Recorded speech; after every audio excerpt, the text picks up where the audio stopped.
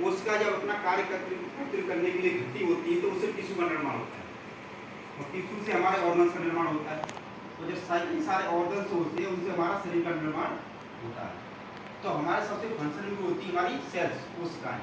इन sales को कार्य करने के लिए ऊर्जा चाहिए। कहते हैं ना हमें ऊर्जा चाहिए, हमें ऊर्जा नहीं चाहिए, हमारे शरीर को ऊर्जा चाहिए, सेल्स को। इनको ऊर्जा कहाँ से मिलती है? ग्लूकोज से। इस बात को हम अच्छी तरह जानते हैं। अब ग्लूकोज कहाँ से बनता है? भोजन से। जितना साइंस पता कर पाया है कि हम खाने में जो भी चीज़ खाते हैं उससे carbohydrate, protein, fat, vitamin, mineral प्राप्त होते हैं। जब कार्बोहाइड्रेट का विघटन होता है तो अंतिम रूप में बनता है ग्लूकोज, और ग्लूकोज बनने के बाद आ जाता है ब्लड में। मेरी स्पीड थोड़ी तेज रहेगी क्योंकि मैं तो जल्दी बता नहीं पाऊंगा जाके। अगर इसको समझ में नहीं आता है तो बाद में हम कर सकते हैं, ठीक है ना? तो ग्लूकोज पहुंच जाता है ब्लड के अंदर, क्योंकि ब्लड का कार्य होता है, हम सब लोग जानते हैं, ट्रांसपोर्ट, सारी चीज़ों को सेल्स पर पहुंचाना। इसमें जब ग्लूकोज ब्लड के अंदर जाता है, पहुंच जाता है सेल्स के पास, परंतु सेल्स के अंदर अकेला प्रवेश नहीं कर सकता।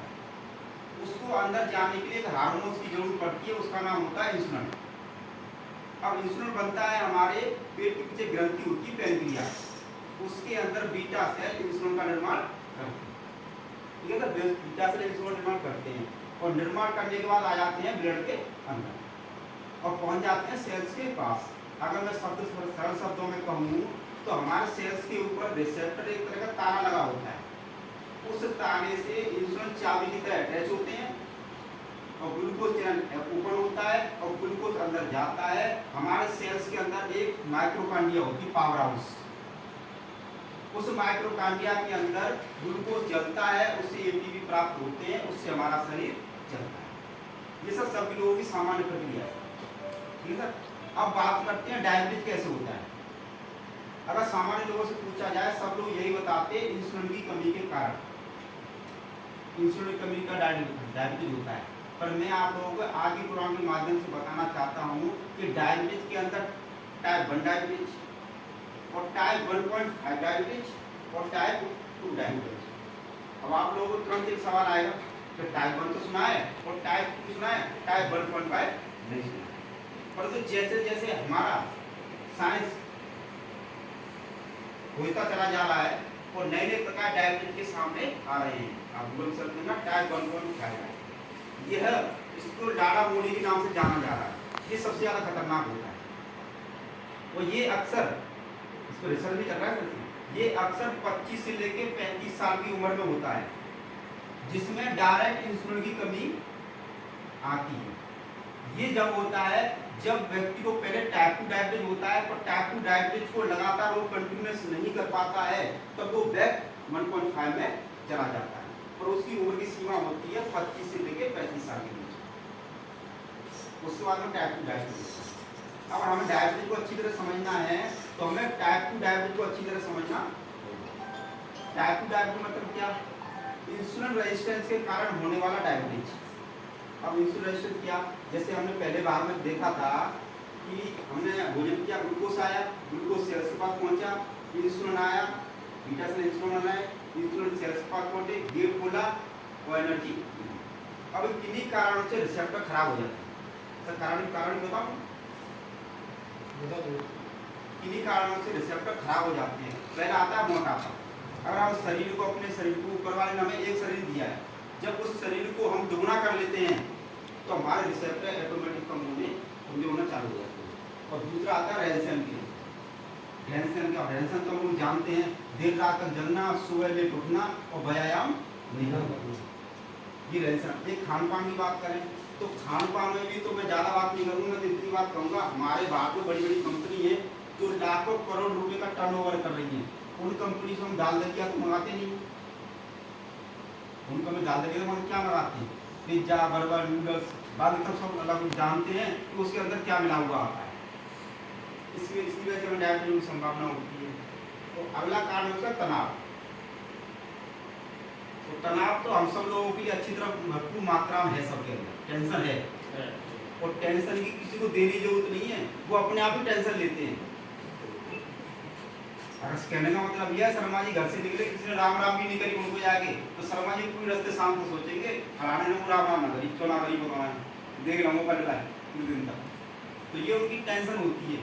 तो अगला आता है हमारा प्रदूषण। अगर प्रदूषण से हम बचना चाहें कभी नहीं बच सकते। अगर घर से बाहर निकलते हैं और सड़कों पर जाते हैं तो कितने सारे सांस लेने नशीले तत्व तो हमारे शरीर के अंदर चले जाते हैं। अगर हम इनको सुधार भी लें, अगर जंगल में रहने लग जाएं, घर बना लें, ठीक है, अपनी जीवन प्रणाली सुधार लें, सब कुछ खाना पीना सुधार लें, है ना, फिर भी हम नहीं बच सकते। कि उसका अगला कारण है अनुवांशिकता। अगर घर में किसी को है, घर में मम्मी पापा दादा दादी चाचा बुआ नाना नानी मामा मौसी, अगर किन्हीं में से इनको डायबिटीज है तो हमें भी होने की संभावना हो सकती है। इन वजह से हमारे रिसेप्टर खराब हो जाते हैं। और जब हमारे रिसेप्टर खराब हो जाते हैं तो हमारे सेल्स को ग्लूकोज नहीं मिलता है। जब हमारे सेल्स को ग्लूकोज नहीं मिलता है तो दिक्कत है, समझ नहीं आता? कोई दिक्कत नहीं है। एक्चुअली क्या है कि पहले लोगों को तो मेरा काम था टेस्ट करके जाना, पर अब मैं क्या करता हूँ 10 मिनट में टाइम लेता हूँ। ठीक है, अब रिसेप्टर खराब हो जाते हैं। अब रिसेप्टर खराब होने के कारण हमारे सेल्स को ग्लूकोज नहीं मिलता है।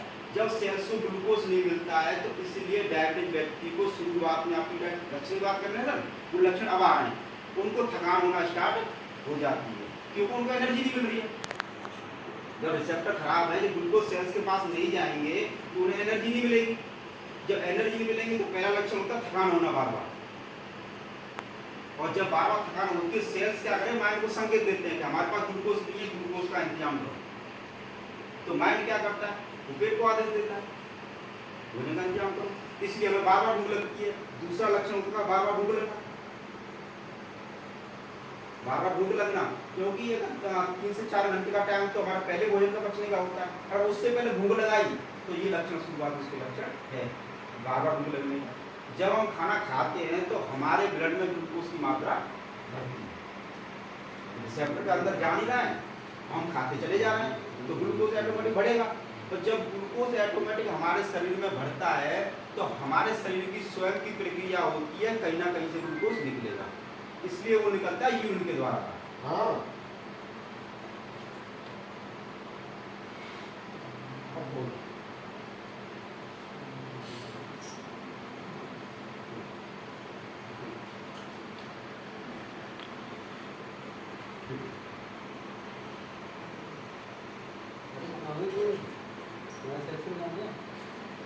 सर वो निकलता है यूरिन के द्वारा। तीसरा लक्षण होता है बार बार पेशाब करने के लिए जाना। जब व्यक्ति बार बार पेशाब करने के लिए जाएगा तो उतनी जगह पे इन्फेक्शन भी होगा। इसका अगला लक्षण होता है बार बार दुखांगों पर इन्फेक्शन होना। जब ये सारी प्रक्रिया होती है, इन्फेक्शन होना, उसके बाद में ग्लूकोज ज़्यादा बढ़ता है तो ग्लूकोज क्या करता है, बीटा सेल में दबाव पैदा करता है कि बीटा सेल तुम्हारा काम है इंसुलिन का निर्माण करो, गेट को खोलो, वो उसका काम है। तो बीटा सेल दबाव पैदा करता है, इतना ग्लूकोज बढ़ता है। तो जब ये सारी प्रक्रिया होती है तो हमारी आंखों से अंधेरा छाने लगता है। डायरेक्ट आदमी ग्लूकोज इसका 150, 200, 250, 300, 400 भी आ जाए ना, अगर उसको लक्षण नहीं है तो वो डॉक्टर के पास नहीं जाएगा।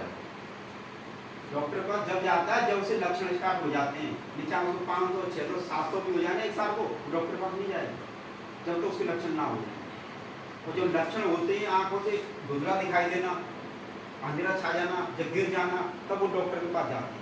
और मैं आप लोगों को एक बात बताना चाहता हूँ, ना तो इस टेस्ट के लिए हमें डॉक्टर की जरूरत है, ना तो हमें इसके लिए भी डॉक्टर की जरूरत नहीं है, फिर भी हम डॉक्टर के पास जाते हैं। डॉक्टर के पास जाते हैं तो डॉक्टर क्या करते हैं, मैं आपको एक बात बताना, चाहे कितना छोटा डॉक्टर हो चाहे कितना बड़ा भी डॉक्टर हो, वो डायबिटिक व्यक्ति के साथ छेड़खानी नहीं करता है। डायबिटिक व्यक्ति के साथ छेड़खानी नहीं करता है। उनके लिए वही दवाई आती है भाई, गिलिमिप्राय, मेटफोर्मिन, बॉवरिगॉस, यही दवाई आती है। इन्हीं दवाई का यूज करता है। इसमें भी टाइप आते हैं M1, M2, 250, 500 mg की आती है, 1000 mg। अब वो टैबलेट देते हैं और आपसे कहते हैं कि ये आपको जिंदगी भर तक खानी पड़ेगी। तो हम लोग भी इसको अपनी जिंदगी का हिस्सा मान लेते हैं और सोच बैठते हैं तो ऊपर वाले ने हमारे भाग्य में लिखी है और हमें जिंदगी भर खानी पड़ेगी। और हम आप डॉक्टर के पास से घर भी आते हैं तो हमारे आसपास भी ऐसे लोग होते हैं जो पहले से टैबलेट खा रहे होते हैं, वो भी ये कहते हैं कि आपको टैबलेट खानी पड़ेगी। परंतु अगर मैं टैबलेट की बात करूं तो इन टैबलेट पे आप गूगल पे सर्च करिए, इनके लिखा हुआ है कि इन टैबलेट का कार्य क्या होता है। लिंक है, link 5.5 up to 8 in tablet का कार्य होता है बीटा सेल से ज्यादा इंसुलिन बनना। और जब बीटा सेल का नाम आता है तो हम अच्छी तरह जानते हैं कि कहीं ना कहीं बीटा सेल से दबाव हो रहा है, जबरदस्ती का काम हो रहा है। इसीलिए जब हम पहली टैबलेट लेते हैं, लेने के बाद में वो टैबलेट क्या करती है, बीटा सेल में दबाव ज़्यादा पैदा करती है और बीटा सेल बहुत ज़्यादा इंसुलिन बनाते हैं। और जब ज़्यादा इंसुलिन बनाते हैं तो कुछ समय के लिए हमें रिलीफ मिलना चालू हो जाता है, उनको जबरदस्ती अंदर जाता है और कुछ समय बाद वो टैबलेट काम करना बंद कर देती है। जब वो टैबलेट काम करना बंद कर देती है, हमें पता ही नहीं चलता कब हमारा ग्लूकोज लेवल पर बढ़ जाता है। जब हम डॉक्टर के पास जाते हैं, तो डॉक्टर टैबलेट हमारी एक ही रहती है, पहले टैबलेट बढ़ती थी 1 2 3 टैबलेट, पर जाते तो वो क्या करते हैं, या तो M1 की जगह M2 दे देंगे, क्या 500 की जगह 1000 mg कर देंगे, या M3 M4 बढ़ाते चले जाएंगे जाके, पर टैबलेट वही रहेंगी जाके। अब इसमें हम गलती क्या करते हैं डायबिटीज में, एक तो ये टैबलेट के कारण हमारे बीटा सेल क्या करते हैं, जब जबरदस्ती उससे कार्य चलाएंगे तो वो डैमेज होना स्टार्ट हो जाता है। और अंत में जब डैमेज हो जाते हैं हमारे पास बीटा सेल, तो हमें इंसुलिन में जाना पड़ता है। इंसुलिन का ये लास्ट ऑप्शन इंसुलिन का ही होता है। पहले हमें इंसुलिन की कमी नहीं होती है, पहले हमारे रिसेप्टर खराब होते हैं, रिसेप्टर खराब होने की वजह से हमारे बीटा सेल पर दबाव ज़्यादा पड़ता है, फिर हम टैबलेट लेते हैं, फिर दबाव ज़्यादा पड़ता है।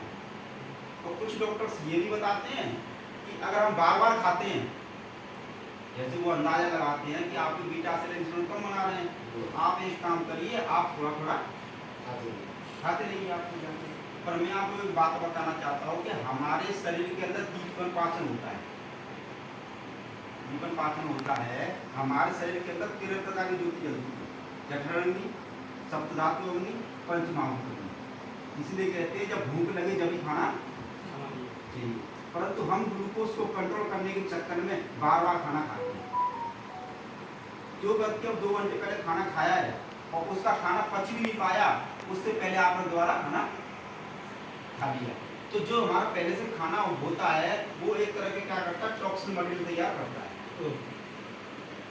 अब टॉक्सिन मटेरियल भी कई तरह का होता है, और जैसे चिकना हुआ खाना खाया, वो टॉक्सिन मटेरियल क्या करता है, हमारे ब्लड के साथ सप्लाई करता है।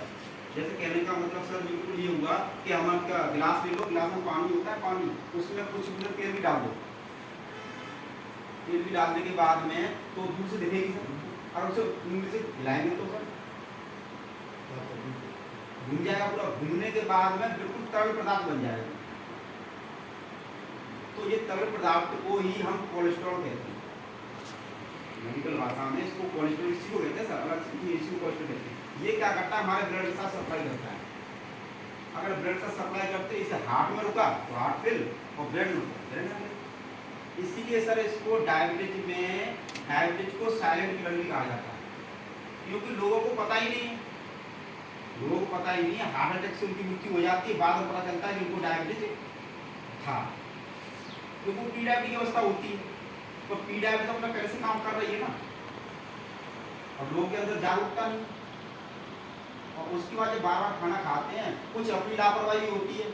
हमें पता है हमें डायबिटीज है, तो हमने अपना नापा, हमने निकली हमारी 120 110 15, तो हम क्या सोचते हैं हमारी सही हो गई, हम खाना स्टार्ट कर देते हैं।